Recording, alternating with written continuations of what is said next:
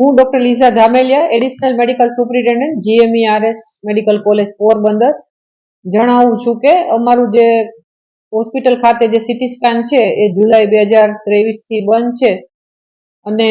એનું અમે service engineer પાસે રિપોર્ટ આવતા એ અત્યારે કંડમ કરવા પાત્ર છે અને એનું જે રિપેરિંગ ખર્ચ ખૂબ વધારે છે એટલે અમે નવી ડિમાન્ડ સરકારશ્રી પાસેથી કરી લીધી છે, પણ એની જે સ્પેસ ને એ બધું વધારે હોય એટલે અમારી જે GMERS મેડિકલ કોલેજની નવી પ્રીમાઇસીસ વનાળા બને છે ત્યાં અમે નવું મશીન આવશે એટલે ઇન્સ્ટોલ થશે, પણ આ ઉપરાંત અમે દર્દીઓને હાલાકી ન થાય એટલે દર્દીઓના હિતમાં કોઈ પણ જાતની સેવામાં ત્રુટ આવી નથી અને અમે પ્રાઇવેટમાં MOU કરી અને સીટી સ્કેનની જે સેવા છે એ અવિરત એમનેમ ચાલુ છે અને રોજના 3 થી 4 સીટી સ્કેન પ્રાઇવેટમાં અમે MOU કરી અને અત્યારે દર્દીઓને કરાવી આપીએ છીએ. હા, PMJ યોજના હેઠળ જે પણ દર્દીઓ છે એને ફ્રી ઓફ સીટી સ્કેન છે અને બાકીના જે PMJ કાર્ડ વગરના છે એને અમે સિવિલ તરફથી રાહત ભાવે MOU કરાવી આપેલા છે. અબુભાઈ, સીટી સ્કેન મશીન બંધ છે, દર્દીઓને કેટલી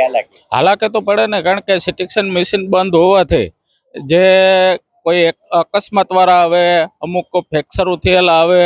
પછી કોઈને માથામાં લાગેલું હોય, કોઈને પક્ષઘાત પેરાલિસિસ થયું હોય, એને જરૂરિયાત હોય તો એને તાત્કાલિક જરૂરિયાત હોય તો જે એનું કાર્ડ કઢાવતા એને 1-2 દિવસ નીકળી જાય, પછી તાત્કાલિક કાર્ડ નીકળતું નથી કારણ કે જિલ્લામાંથી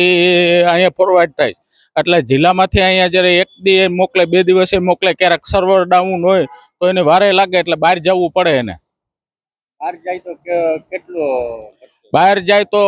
2500 થી માંડીને 5000 6000 સુધીના પણ સિટીક્શનના પૈસા લે, કારણ કે જેવું સિટીક્શન ડોક્ટર કાર્ડ PMJY નું કાર્ડ કઢાવવું પડે એને. હા, એટલે એ કાર્ડ કઢવે ને